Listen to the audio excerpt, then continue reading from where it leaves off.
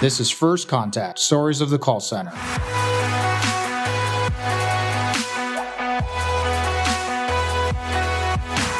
Brought to you by Nobel Biz, your one-stop shop for all your contact center needs, both carrier and software.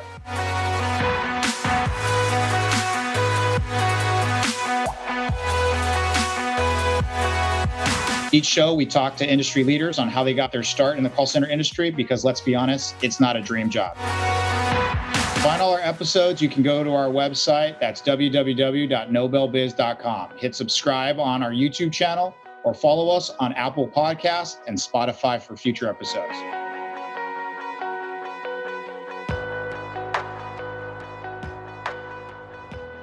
Hey everybody, welcome to another episode of First Contact, Stories of the Call Center. We're really excited. Today's guest is going to be helping us understand how sales impacts the industry. And obviously for those of you who understand sales, you may be going, oh no, sales, bad, evil. Or you may say, yeah, sales, that's how I make a living. But let's try to focus today on exactly what's the relevance in the contact center space. So a little bit about our guest today.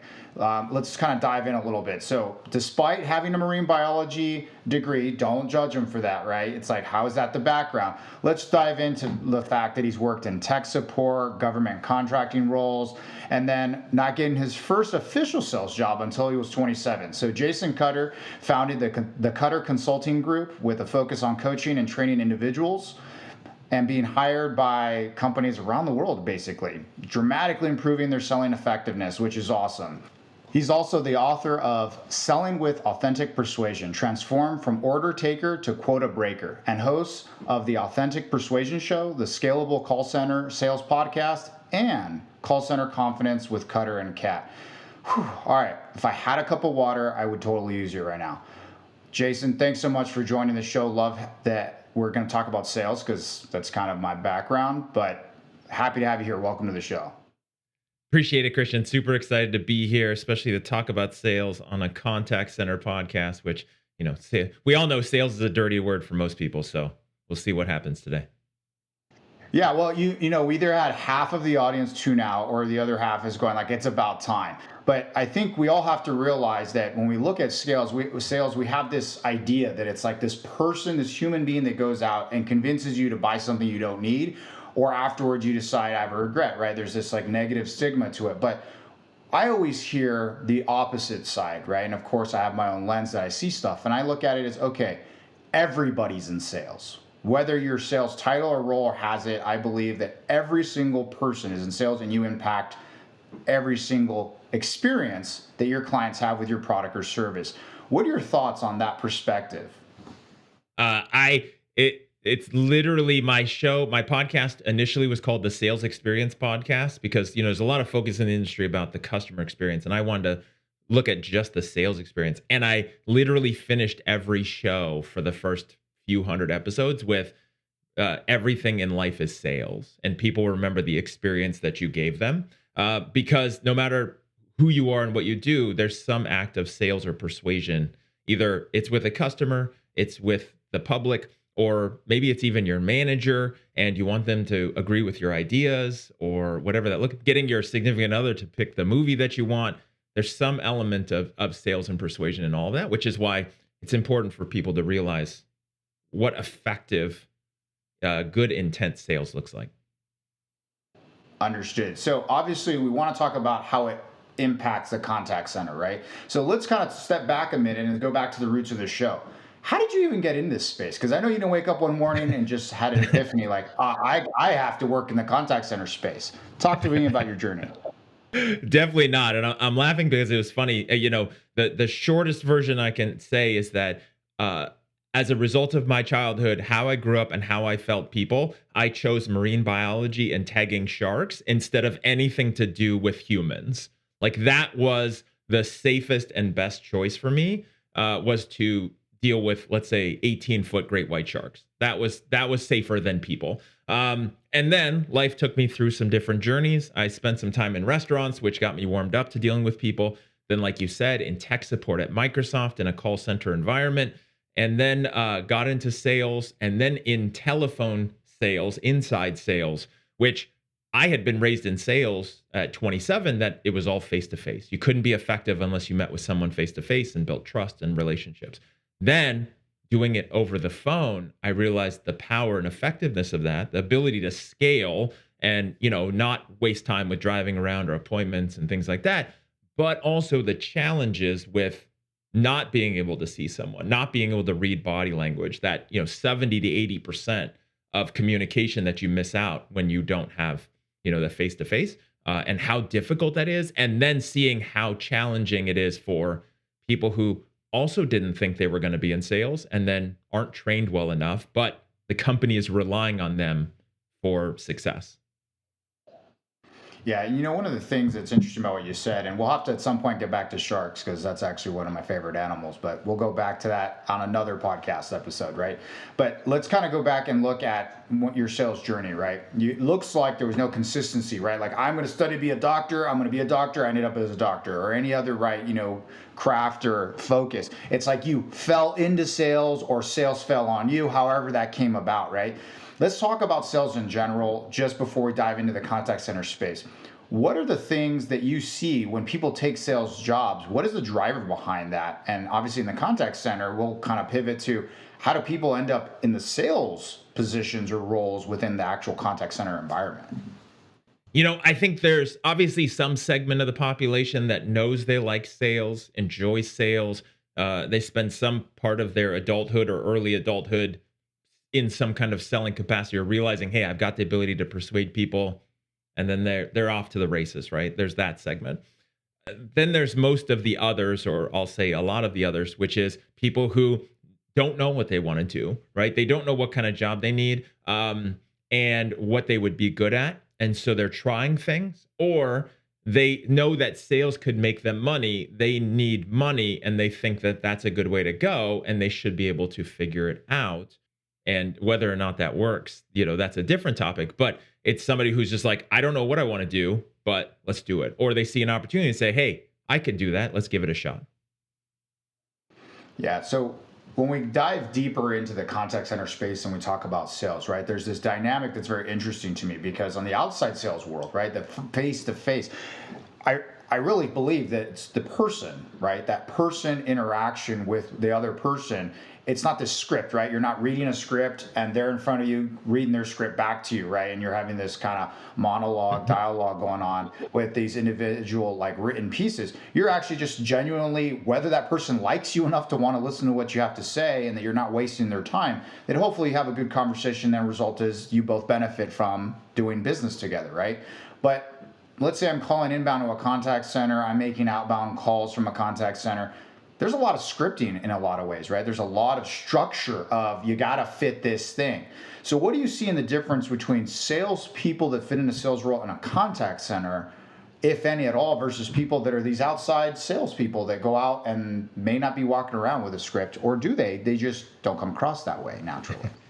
Well, I'm glad that you ended with that because that's what I was going to focus on. I mean, I think one of the greatest benefits of contact center telephone inside sales is that you can have access to all of these tools in front of you that you don't have face to face, right? It's the difference between when I do a virtual presentation, right? A virtual speech for an organization or a group. I have multiple screens. I can look at things. I have cues. I have notes. I have, my script or my outline versus being on stage like I was a few weeks ago. I got nothing. It's either in my head or it's going to go bad, right? And so, but I think the prep is the same. A really true sales professional, face to face or in a contact center, whether they're reading the script or not, they have a script. It's in their head. And a lot of salespeople, like I get this debate all the time. They hate the thought of scripts. They think scripts are bad. They got into sales to just do what they do best, right? The script is too controlling and it is restrictive,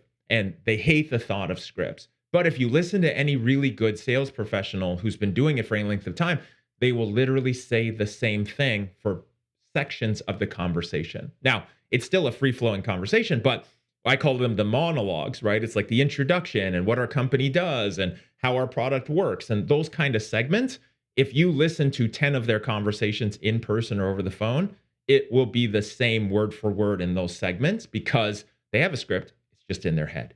Contact center, you have that on the screen. Not that you always want to read it, but you could. And there's times when reading the script actually is beneficial for the sales process, which we could talk about.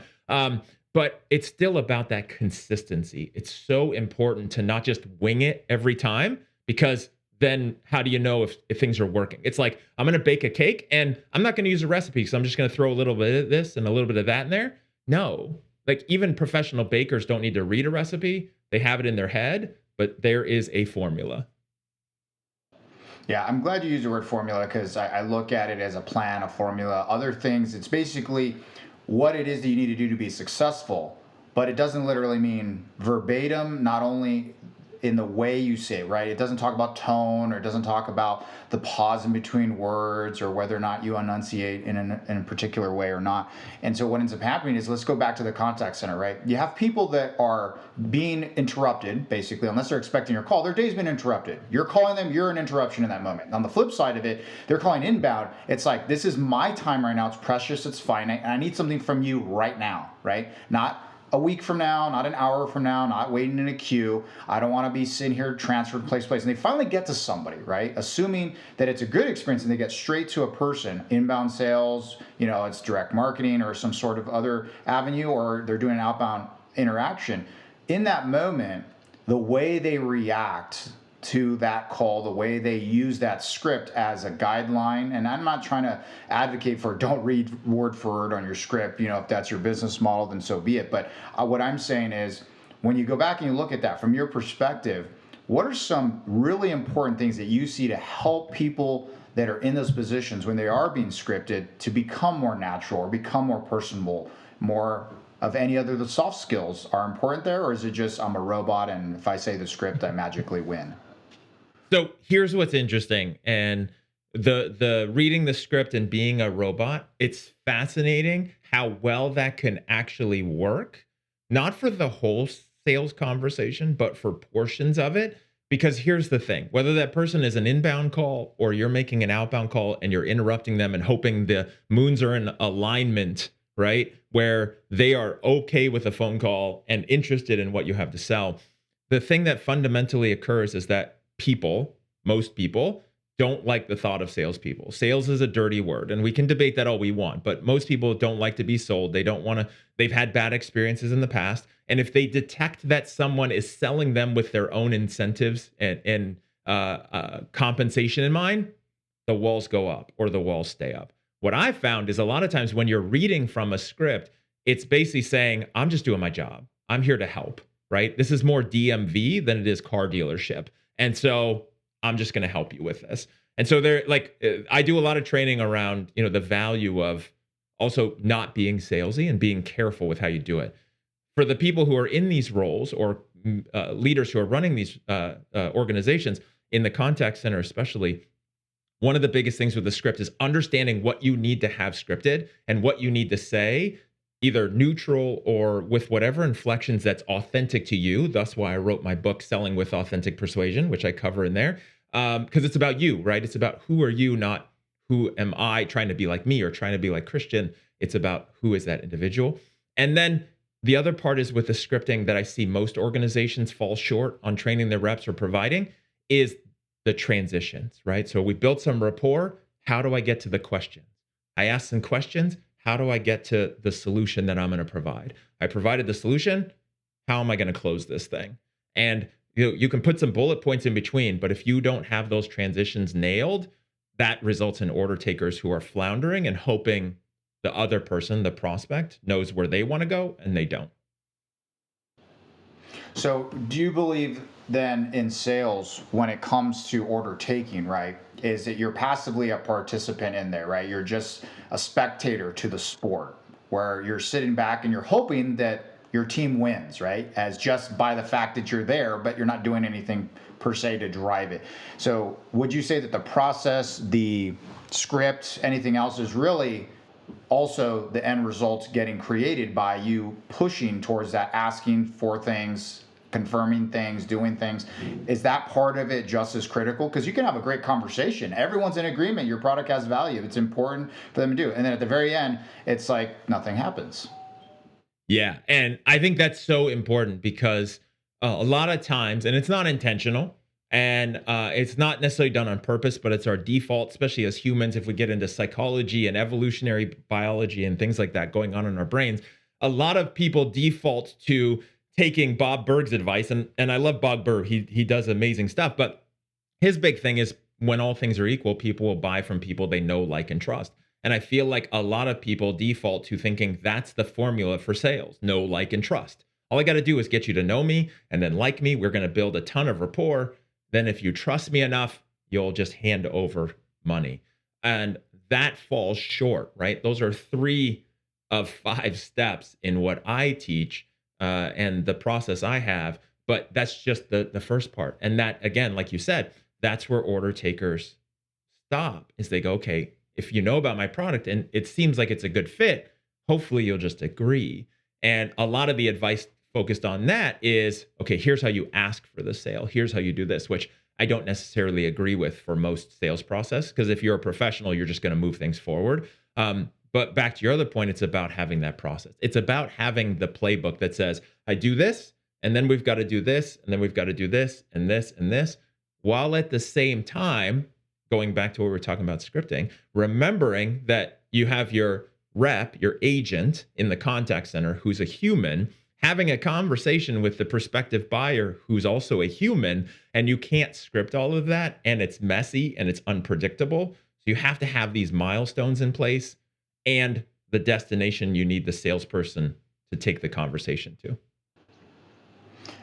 When I think of sales, right, as a sales leader, we try really hard to find the right people that fit not only what we're trying to accomplish, the organization, but we also try to connect, whether or not this person could be successful here, right? Just because you were successful where you were, will you be successful here? So when we look at the contact center environment, right, I don't know that if you're finding a bunch of outside salespeople that magically transition into inside telephone or any of the other medias that now people are leveraging, right? So do you Yeah. see any type of consistency around, hey, these types of people that come from these types of other jobs actually end up doing well in sales? Or is it literally like anything goes, anybody could be a fit, you never know how to find it? How do you find the right talent? What are traits, attributes, or things that contact centers have to look for salespeople to be successful in there? Any soft skill aspects, or is this purely read this script, you'll be good as long as you can be likable and you can fit the 5 steps you're talking about?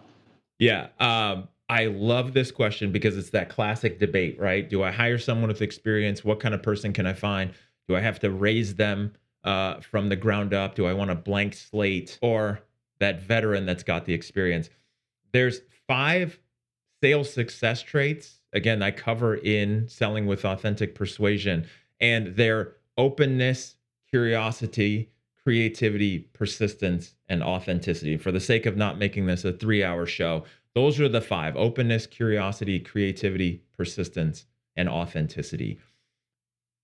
For someone to be successful in sales, what I've seen is that they have to have those 5 traits, or working on those 5 traits at all time, and being effective. The openness, the reason why that one's first, right? Not persistence. You might think, okay, you got to be persistent to be a great salesperson. No, I want somebody who's open. So if somebody is a seasoned vet, they have been selling outside sales, I'm going to bring them into the contact center, and they're not open. If they're persistent but not open, they are a detriment to my organization, because they're going to want to do everything the way they think it should be done. And I promise that that will not be what's best for the organization. I promise. I've seen it so many times. They are dangerous from a compliance standpoint, from a long-term sales standpoint. Like, they are truly dangerous. And so openness is important. Somebody who's been doing it for 20 years and they're really open and they're curious and they want to know everything and they're open to feedback, that's worth its weight in gold. Somebody who has no experience, they were working at the t-shirt store at the mall last week, and now they're going to be sitting in my seat in the contact center, and they're open and they're curious and they want to learn and they ask good questions. And when I tell them feedback, they do it and put it in place and rock it. That person's worth their weight in gold. So I look at those things. And when I set up recruiting processes and interview processes, put things in place to determine people's level in those 5 areas, more than anything else. I actually, for years now, I don't even look at resumes anymore, because I just want to know those things about people through conversations. So would you say that the only way you find those out yourself, having to be open and seasoned and ready to rock, know and can see that kind of thing? Or is there any type of testing that call centers or anybody can do to say, like, hey, here are good questions to ask to test for openness, or how do I know openness, right? How do I gauge openness from somebody, right? Because obviously in the end result, when you get in the contact center and you want the outcome for your customer to be Yeah. great, right? Memorable in a positive way, it means the people, not just the process and the technology, but the people are going to be core to your success or failure. It's not Yeah. just you've hired a bunch of robots, right? So, any insight into that area of what do you think would be useful in trying to find those people and gauge openness? So you're just trying to get me to tell all the good stuff that my clients pay for, it sounds like. But what I will say, and because I love this conversation and I hope people use this information, one of the biggest things when I'm structuring a recruiting and hiring program is to set up the process similar to what the sales process will be like. Meaning, if there's a script that people need to read in recruiting processes, I will literally give them a portion of the script and not just have them read it, have them memorize part of it, and then have them do it off the top of their head. Again, not that they have to memorize it for the job, but A, I want to see, do they have the aptitude to read this, memorize it in a day or two or whenever they're ready, and then give that back to me? B, I want to see if they're open to that. I have had many people who are like, I'm not reading your script and I'm not memorizing it. I'm not going to go through this process to get the job. What that tells me is they're not open. Not that they're not interested, just that they're not open. If I ask them to do that and I know that's effective and they're not willing to do it, even to move forward in the job process, that's all I need to know, right? Also, if it's a short sales cycle, interview process might be shorter in the timeline. If it's a long sales cycle, it should be longer and you should see how persistent people are. Do they follow up? Right? Like I know of companies where literally they actually tell people no, who they actually want to hire. And then they want to see if that person comes back and says, how do I get this job? I know you said no, but I think I'm a good fit. Because guess what? That's the kind of person who's going to treat their pipeline of leads the same way. So somewhere in that spectrum of, the military calls it practice like you fight, right? And what would the job look like? And then what kind of paces or hoops can you put people through that will tell you how they'll do in the job in that microcosm of the recruiting process. You know, I think it's really important on some of the things you hit is that a lot of times we rely too heavily on black and white answers to tests, right? And sometimes we don't even talk to human beings unless they pass a test that in many ways may or may not be good ways of addressing whether or not that person is the right fit for it, right? There are things where maybe the role is very transactional, where it's literally just A plus B and you're good. But I think there's this nuance in sales where, I have my own term for it, but I call it resourcefully gritty, right? If that person just finds a way, they're resourceful and they're gritty because this job, if anyone, whether you're in the contact center or outside, if you're in sales as a role, it's the majority of time is not something positive. Nope. And it's the positive parts that drive you to the next piece, right? And in the other parts of everybody's job elsewhere, hey, look, you may get good outcomes all day long every day. But here, when we talk about the contact center, it's usually in many ways, now that people have gone remote, I see double-edged swords to it, right? We talk about in the sales culture and that environment where it's like, ring the bell, you got a sale kind of thing, right? Yeah. And then you have this other part where it's like, hey, how do we still create an environment where people can be more productive and still get the outcomes? Because at the end of the day, if that department is designed to generate revenue, which is what sales is, right? The outcome of all the positive experiences is revenue, protecting it or growing it, right? At least that's from my perspective. What do you see when it comes to organizations that have sales departments internally or externally in the contact center? Meaning, I'm an outsourcer, I'm trying to bring new business into my call center, right? Or I'm actually selling the contact center services in there. What's your view on how we're treating that piece? Is it just a machine, get every juice of efficiency out of it? Or is there this human touch with it now that everyone has been remote for a while? What are you seeing in that area? I think we got to work from inside to outside on the focus of sales. So it's 2021. right? And independent of the pandemic, it's 2021. We still are using humans to persuade other humans to do things that they could or should do, right? And I say should do because there's times where I deal with clients and they're in the contact center space and they're helping someone with a campaign that will help that individual. They're not selling them crap they don't need. They're helping them with something that's a service that will benefit them financially, debt related, credit related, whatever that looks like. And so it's something that it's a service. But in this day and age, it still takes humans to be on the phone or meeting with other humans to get them to take action. And I know we don't have time to go into all the details of why that still is, but the robots, the AI has not replaced that. Now, there's automation and things that are in place that are doing some of that, but ultimately for most sales that need to occur where people aren't sure of the right choice, they need somebody to talk to. And so that's the number one goal and role of people in sales, right? No matter what sales they're in, that's their number one job. In my opinion, the organization's job around that is to ensure that person is doing that most of the time, and that is their focus most of the time, right? Not all the time. It's tough to be on phone calls 8 hours out of 8 hours a day. You'll melt your brain, right? Like I've tried it. You can't sustain that for more than a day or two at a time. And so the key is what can you put in place around it? What technology, what automation, what platforms, what systems, what can you do to make that salesperson's job easier, make the flow of things easier, take away their decisions and choices? Should I follow up with this person today? I talked to him last Thursday. Should I call them today? What should I do next? Automate all that. Take away the human's decision to like make a good choice or not and set it up where their number one job and focus is to just have conversations with other humans and bring that human element. That's why we need them. That's why they're so valuable, and let them do that part as much as possible. Yeah, I couldn't agree more that when you leverage technology, it's neither or, it's to enable the outcome you want, right? And to do it more efficiently and more effectively so that the outcome obviously comes from the experience. If the experience is positive, the end result is retained customer, new business, new customer, whatever it may be. A famous African proverb says that if you want to go fast, go alone. But if you want to go far, go together.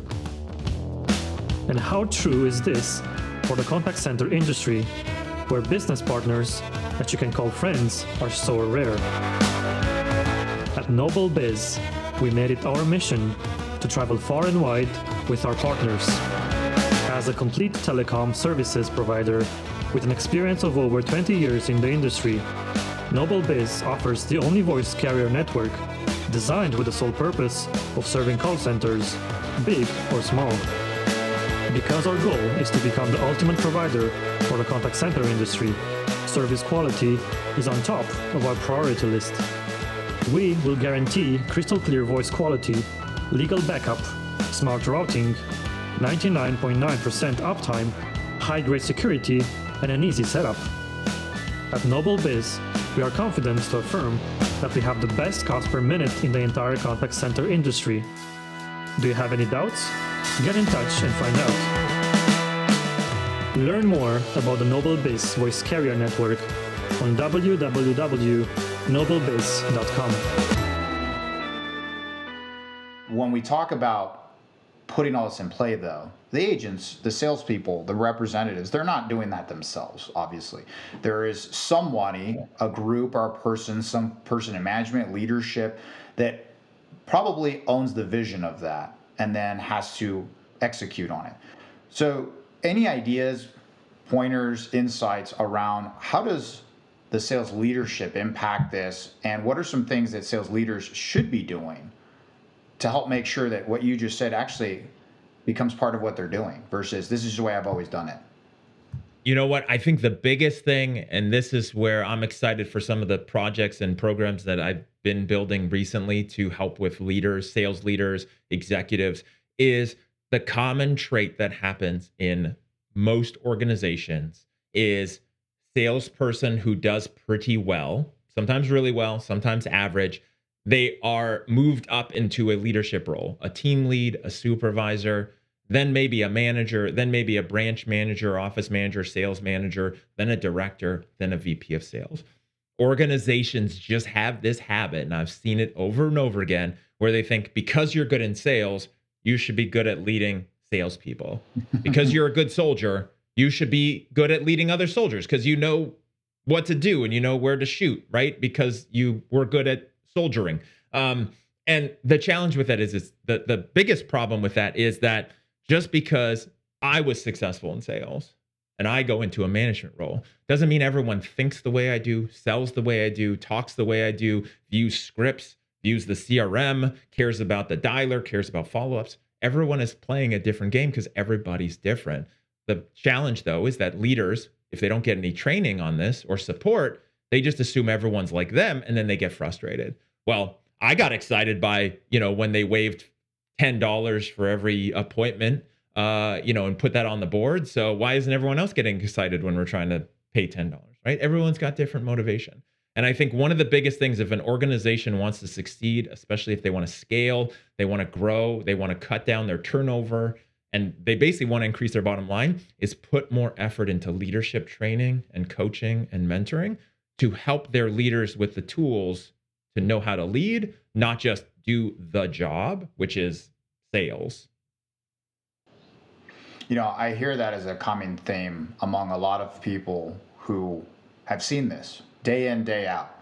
It's just this system of, it's the way we've always done it. You've been here long enough. I don't want to lose you, or you really want this, so I'm going to appease you. That's not to mean that people genuinely aren't really good when they move up into their positions and they take more responsibility. But it doesn't feel like there's a general process that companies refine and constantly grow their staff in a way that allows them to find the best leaders that eventually become the ones who drive all the performance elsewhere. But we can dive into that forever and definitely dissect that even more. But let's go back to the other side of it, the buyer side, right? The customer side of it, for those who aren't being sold anything, but are experiencing an interaction in their journey with that brand, right? Has that changed on their expectations and their perspective on how sales needs to meet them where they want to be met? Or is it what you've always done is still going to work because it's a tried and true process? No. Classic old school features and benefits, facts, figures. I'm going to tell you how amazing I am right out of the gate and why we're awesome, and the brands and the logos and the social proof and the testimonials right out of the gate. All that classic high pressure, all about me, just doesn't work. It's so gross. It's so ineffective. It might work at some level, right? Obviously, there's some people who will buy from that no matter what. Maybe they already knew what they wanted, or maybe they just don't care, but it just doesn't work.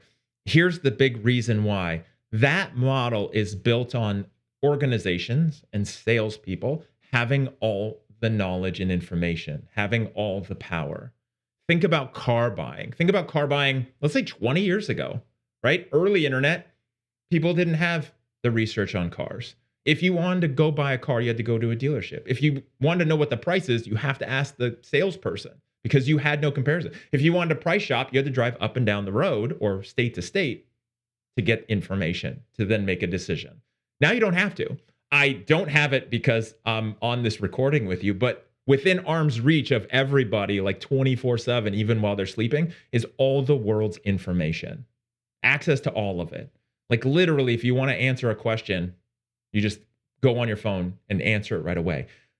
So consumers don't need knowledge and information. They're not calling your company or listening to your outbound call because they need information, because they need data. What they need is wisdom, and wisdom is the application of knowledge and information specifically for that individual. They want to know, I've got this challenge or I have this goal. Don't tell me about what your thing does. Tell me about what that's going to do for me, and A, how my life is going to be better, and B, how this is the safest choice so that I don't make a mistake, which goes back to our evolutionary biology where as a species, we've dominated this planet because we stick in our comfort zones and we choose the safest route and stick together as a group. And it takes a lot for us to do different things because different things are risky. Your prospects, the buyers, all of us Again, we don't need knowledge and information. If they just needed knowledge and information, they would have ordered it online. But the fact that they're talking to another human means they need a guide. Yeah, I think it's really important to make a differentiation between someone making a purchase because they got sold, and then afterwards they don't buy from you anymore, they don't use the product, especially in the world that's moving towards recurring revenue. You're justifying your existence every single day. It's not like, well, you bought it and hopefully someday you keep doing business with us because we're the best in the space or we're proprietary or whatever. And the other side of it being, if you're using the wisdom, right, you're not just throwing facts and hopefully bombarding somebody and convincing them that this is a good decision just because you think it's a good decision. Ultimately, if it is the right decision for them, they'll see so much value after that interaction and ongoing, hopefully if it's a recurring revenue model, that journey they'll take with you, they'll take it gladly. Just like when they have a great experience at a theme park, right? It's a memorable, continuous thing. They're like, I want to invest in this because the outcome for me is worth it. And that's that key piece you're talking about, right? Where that wisdom is that change. So how does a contact center, though, get wisdom in every single agent that takes their call? And then if you do have wisdom, how do you even cross-pollinate that? Or do you just let it live in silos and hopefully that's who gets the call? Leverage technology and only the good people get the calls. Well, that is one solution. And I have built those solutions before with the help of some smart tech people, where it's literally get the right calls to the right people on the team and prioritize them accordingly. Here's the key is that it sounds really complicated. How do I get my agents to do this thing and use wisdom and then be a sales professional, not an order taker, all the stuff we talked about? I literally perfected this with $10 an hour agents.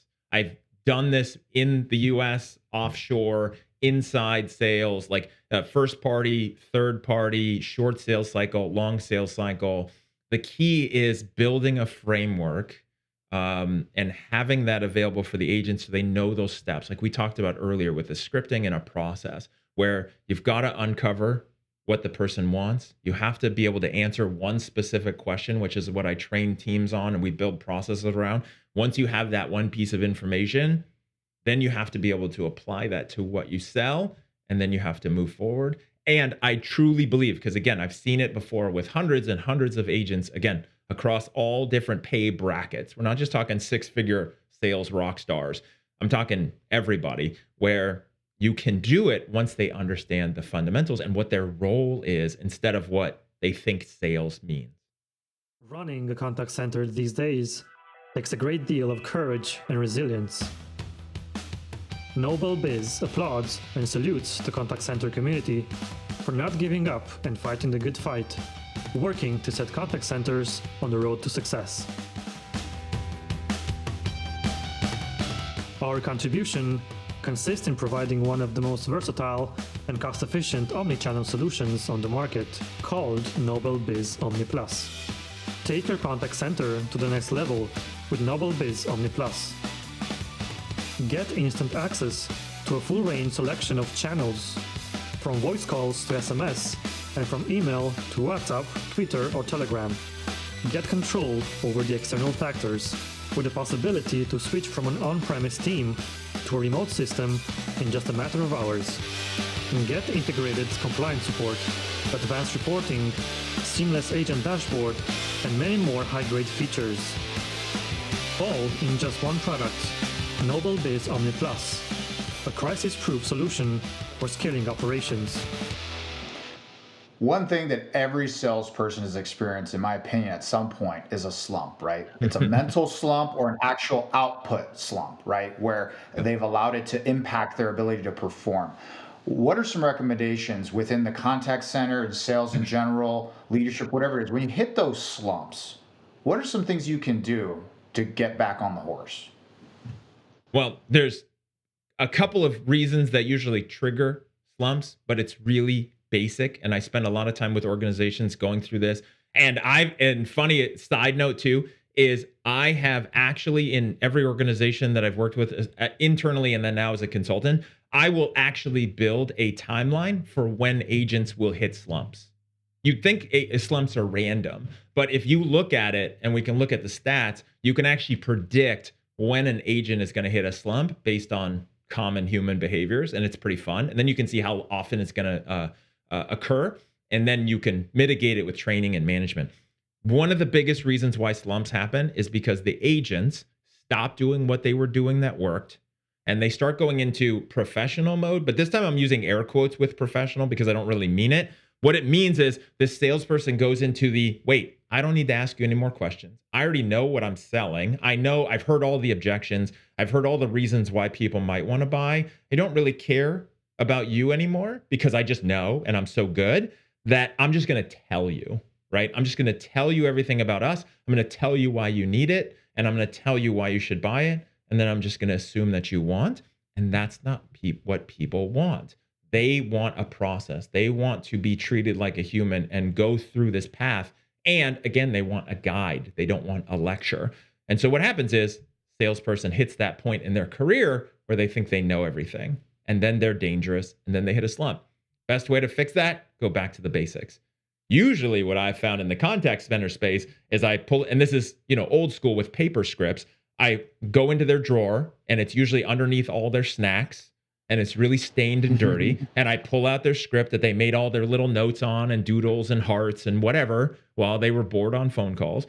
And I take that and I put that on their desk, or I print up a new one and I say, go back to the basics. When you were new, you were crushing it out of the gate and you didn't know anything better than what I told you would work, right? Here's the formula. Within moments, sometimes the very next call, they go back to the script. They're kind of upset, but they listen to me anyway. The openness that I talked about earlier that we're recruiting for. And then what happens is they make that deal happen. And I say, just do that. Don't get fancy. Just stick with what I know that I know works. And when a slump is coming, remind people, take it back. And it's the same thing. If we look at sports, why does slumps happen in sports? Because people aren't doing that. Batter isn't doing what they were doing before, and they forgot those basics. It's about getting back to the basics and just following their formula. It makes me think of two things, slow down to go faster, right? People get in the fast lane because they got really good at something and they're just like myopic now, right? They got the blinders on. It's my way now on this highway. But then what you realize is like, oh, I keep missing the exit. Oh, I'm inefficient now. I'm bumping, into the guardrails or whatever else is going on, because you're realizing that it's about you and not about both people in any interaction, especially if it's, a one-to-one interaction. But you have to sometimes slow down and realize, oh, I've outpaced, I've moved out of lane. I'm not aware anymore because it's all me. I'm the best person. I'm the one that knows how to do something, right?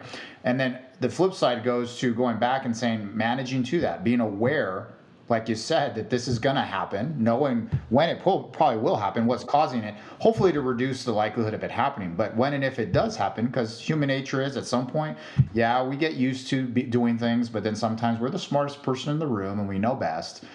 And ultimately, if that means what you're doing isn't innovative, new, and better, then you're probably doing something that's creating that slump and that detriment, which is a challenge for a lot of people to manage. So from a leadership perspective, any ideas of how leaders can help manage that to reduce the likelihood of people actually getting into their slumps in the first place? Because going back to the basics sounds pretty simple.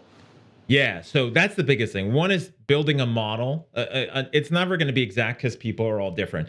But if you look at enough of your historical data of your sales performance, especially people who started out well, and again, this whole principle, which I dive into a lot more when I do training with leaders, I think this fully explains beginner's luck. Beginner's luck is when you don't know what you're doing, you just kind of listen to others and you go with it, and then you start thinking you're smarter. It's the same reason why I don't play poker, because if I do, in the beginning I do really well, and then I get in my head and I think I'm smarter than everyone else, and it never works out well. So for leaders and managers, one is to build that model to have an approximate time. Number two is understanding that the solution to that is getting people back to the basics. Number three would then be, okay, who can I use? Training, trainers, HR, whoever can help me in those approximate timelines to do more training, to help people. And then I think the last thing is to understand that slumps are going to happen. And it's not just a one-time thing. It will happen to every rep over and over and over again, as long as they're in sales. So it's not a one-time thing. It's not a, hey, I dipped this and now I got it and now I see the matrix. It's a constant thing because it's life. The key is understanding, do everything you can to minimize the trough of the slump so that it's not as damaging. Because the problem is when it's a hardcore slump, you need your rep doing 10 sales a week. They did 0 this week. They do 0 next week, they're done. They might not have the mental ability to pull themselves out of that because that's so tough. Like there's only 2 ways. There's up or there's out of the organization. And so how can you lessen that? It's not, they can't ever go from, they're not going to always be a 10 to 6, 10 to 5, and then back up. How do you make those shallow? How do you catch it as early as possible and get people back on track? That is really the key. But also remember, it's an ongoing thing. It will never stop. Every salesperson will hit a slump over and over again. Yeah, and if we were going to recap today's call, I think we can probably parse it into a couple different categories, right? Is how do you find the right people for the role? When they get in that role, knowing they're going to fail at some point, right? They're going to get in their head. They're going to make mistakes. They're going to start deciding they're the smartest person in the room. The process they've perfected, they don't need to do it anymore, right? How do you prevent that from having as much damage? How do you understand what are the things you can do within an organization to help enable this positive environment of people to be able to go out and actually have wisdom conversations versus fact conversations, because facts isn't why they're talking to you. They can find it everywhere else. Buyers really have been empowered with information. They really need your wisdom, right? The other parts of our conversation really focused on some very specifics that those of you who want to dive into them, re-listen to it, right? Re-listen to everything Jason said so that you can dive into where does that specific thing, those 5 traits or those 5 aspects or those 3 things that come into play, how do they impact you? Now, obviously, for those of you who want to be able to get this information and dive in deeper, they need to be able to get a hold of you, Jason. So what's the best way that people can connect with you because they want more of this? Simplest thing is email me, jason@cutterconsultinggroup.com. So if you're listening to this, you want more information, you had mentioned it with the books I have. I have a couple of ebooks that I'm happy to send, one for leaders and one for salespeople, overcoming objections. I love sharing that and helping. But if you want to know more, I also do a lot where I start with a gap analysis for companies where we just look at what might be missing and then we go from there. And then if you want to look for a hub for all of the stuff that I have going on, from podcasts to books to projects to everything, jasoncutter.com is a good central hub to start.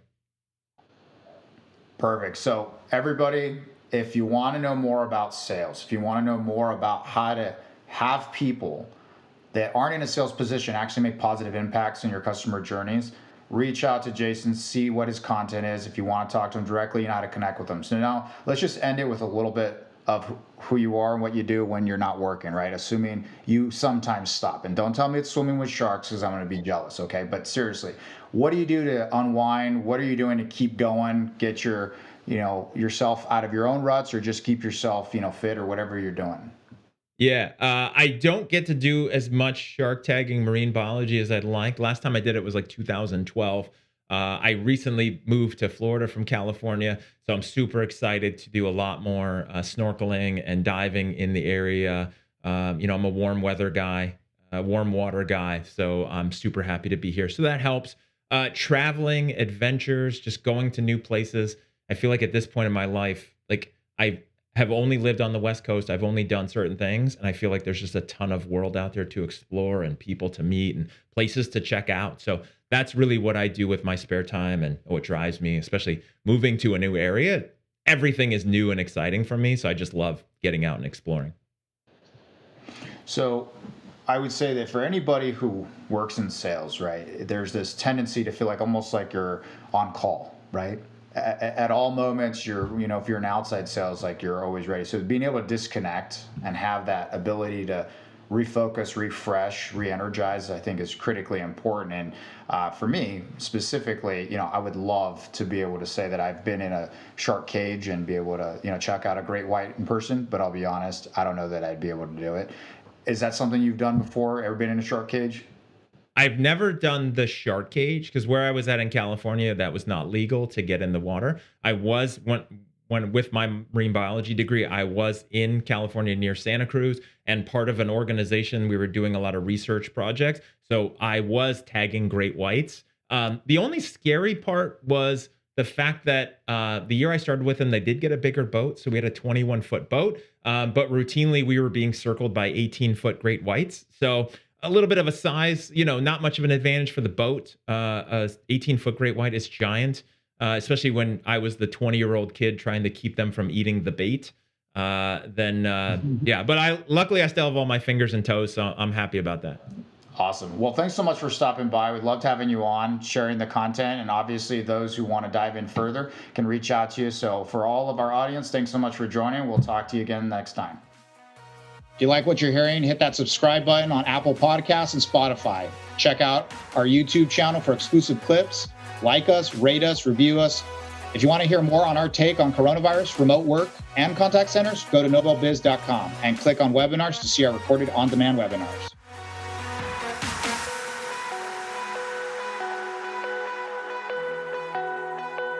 Thanks for listening to First Contact Stories of the Call Center. My name is Christian Montez, and we'll be back soon with our next episode.